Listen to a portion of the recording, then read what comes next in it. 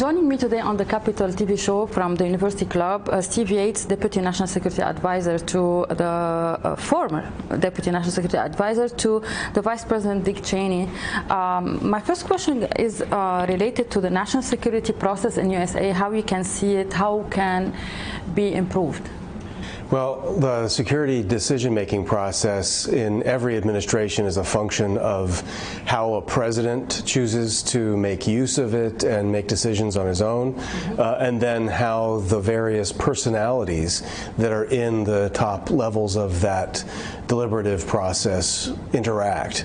So in the beginning of the Bush administration, Vice President Cheney was a very experienced politician, policymaker, prior to being vice president, and then the cabinet that was on the National Security Council with Colin Powell and Don Rumsfeld and several others were also extremely experienced players.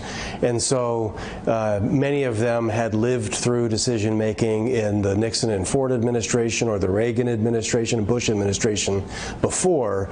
And so in that circumstance, there was a bit more of an organized process than, say, was the case when the Clinton administration came in the early 90s.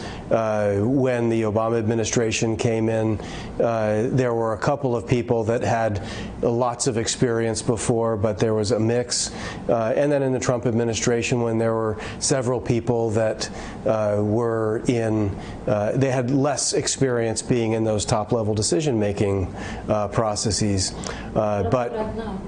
So now you have, I think, the challenge that we have a president who was in the Senate for a very, very long time, and then he was in the vice presidency. Certainly as vice president, Joe Biden was a part of a lot of National Security Council decision-making processes, but his personal decision-making process is harder to read now than most presidents. Part of that seems to be his relative age and vigor. His schedule is different from other presidents. It's unclear how regular the National Security Council meets and the president participates or does not. And so really we don't have a president who's been very available to the press. And so if you compare to President Trump, Obama, Bush before, even Clinton, there were regular interactions between the president and the press, formal press conferences, what have you. Those were opportunities for them to say out loud how they made decisions.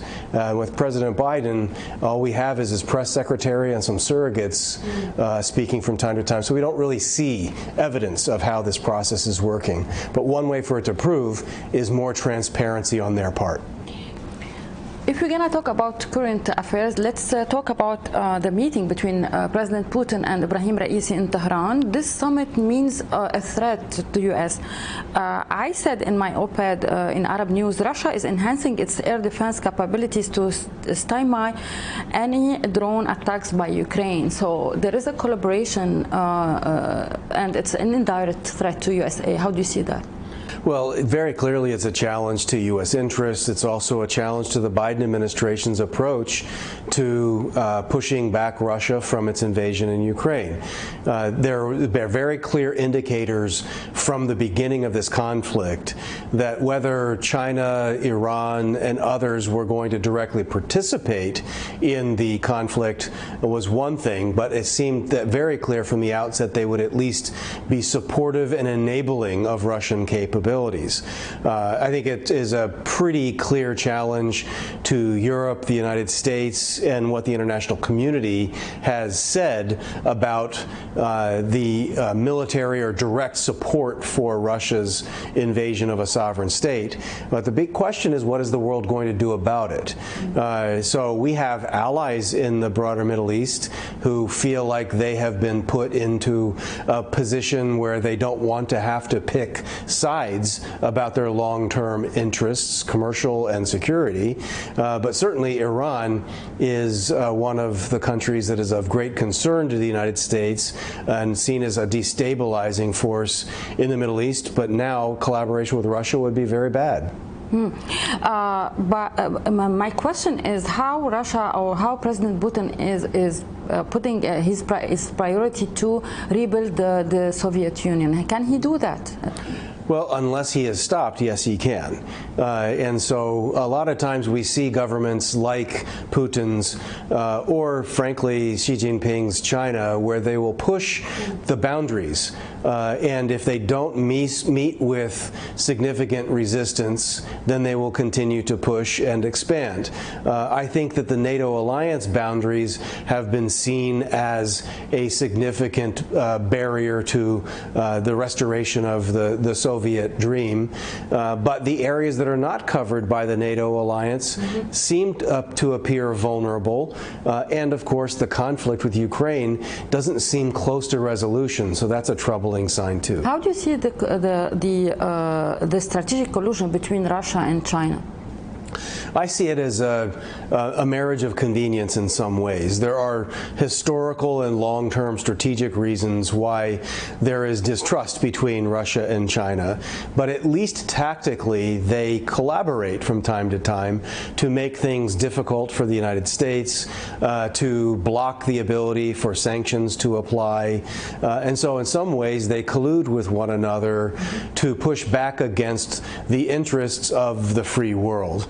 I think they've been doing so in the conflict with Ukraine, but that, I think, challenge goes more broadly. And I think there are a lot of open questions about what role Russia could play in supporting China, should China choose to take provocative action in East Asia or other areas. So this is an axis of, if not evil, at least axis of complication and headache. And it's always easier to disrupt and break things than it is to build and sustain them. So they don't even have to increase their power beyond that of the United States and its allies to be a real problem. How do you see the visit of President Biden to the Kingdom of Saudi Arabia, the Jeddah summit? Especially, we're talking about a vacuum that USA is. We are dealing with a vacuum there, and maybe China and Russia is gonna fill that vacuum. How do you see that? Well, in my conversations with leaders in the Middle East, their number one concern is what does the U.S. want, and how reliable is the arrangement that any administration makes with leaders in the region, because many leaders of consequential countries feel like they are open to dealing with the United States and being on similar strategic wavelengths, but the problem is that leaders change and politics change in the United States, and they don't know how to quite keep up. And so during the Trump administration, there was the advent of the Abraham Accords.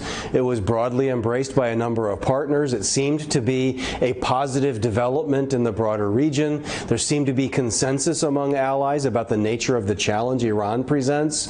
And so while there may have been challenges, in broad strokes, there was a sense of strategic agreement and predictability. The Biden administration has not been very clear about the continuity of some of those plans and agreements, and I think that's opened up uncertainty. And when uncertainty opens up about the reliability of the United States, surely our friends and allies are going to balance their equities or hedge their bets. And so I think that that's been a net negative for the Biden presidency and for American interests. One of the most jarring examples of this was when the terrorist attacks came from the Houthis, and there wasn't a clear standing by our Gulf allies right away. I thought that was very damaging to the promises America had made to stand by allies in other areas. Your answer lead me to ask about the visit of Sheikh Mohammed bin Zayed, the president of UAE, to France, and the big amount of collaboration. We have a huge interest. It's booming between France and UAE. You've been to UAE yes. Many times. How do you see the role of this country right now in the region? Well, I see the UAE as being a leading force for somewhat of a redefinition of what the long-term trajectory is of this collection of countries. The world tends to think of the Gulf countries in one dimension, energy. But the leadership in the UAE has tried to redefine the nature of its state, one that promotes a high degree of tolerance and integration with other countries. Obviously, the UAE, like some other countries, have large populations that come from other parts of the world that reside within their boundaries, and that if you look at whether it's India or other countries, those relations are exceedingly important to the leaders of the Gulf countries, but they're also important to the United States and our allies. India is a member of the so-called Quad of Japan, Australia, India, and the United States in trying to argue for a peaceful and prosperous way forward among what we would call the free world alliances. So I see the leadership of the UAE leaning into deepening those arrangements, but also trying to diversify the economic base of the country. So whether it's looking at technology, R&D, expanding into space, collaborating and trying to build out retail and trade, these are ways to make it so that the country is not vulnerable to one variable in terms of its long-term viability in terms of economics and security. So I see it as an interesting new path. I believe other leaders in the region would want to emulate some of these strategies themselves. You talked about India and the importance on India. I2U2, it was a summit, virtual summit between 4 leaders of UAE, India, USA, and Israel. How that helped to solve many problems we are suffering after the invasion of Ukraine everywhere? It's a global crisis. How do you see that? Well, it is a global crisis in terms of the impact on energy markets, on food supplies, and when there are sanctions being imposed by major countries and institutions against other major countries, surely others will have some collateral damage from that. But some of the commonalities between Israel, UAE, India, and others are that they have equities in a lot of these different markets. And if you look at Israel and the UAE in particular, if they're looking to build out in manufacturing and retail and other kinds of import-export business, India is a very, very important platform. Of course, when you talk about China, there are some political, military, strategic risks involved in that kind of relationship that don't exist in the same way with India. So it's a target of opportunity. Israel has a longer history of navigating these equities. It's had a long-standing relationship with India. It's had a long-standing relationship with the United States and also with Russia in balancing some of these trade and diplomatic equities. So I see it as a constructive grouping, somewhat analogous to what the Quad tries to do in Asia, but in a somewhat different geography to continue that conversation outside of the supposed great power conversations related to Russia-Ukraine itself. We saw the withdrawal from Afghanistan, and we know the Biden administration had many mistakes in foreign affairs, but we were talking about the Middle East and UAE. How do you see the UAE role in humanitarian way in Afghanistan? They helped many of the refugees after the earthquake, and during the withdrawal they were helpful. How this relationship between US and UAE can get more strength to face challenges like the Afghanistan story?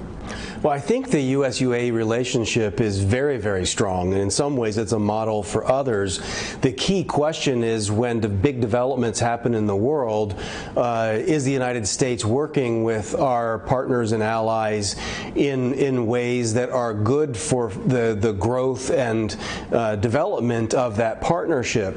The UAE is blessed to have very well-received leaders and representatives. The ambassador to the United States is someone who has very good contacts with leading Republicans and leading Democrats, so no matter which way American politics may go, the UAE ambassador is seriously engaged and broadly respected.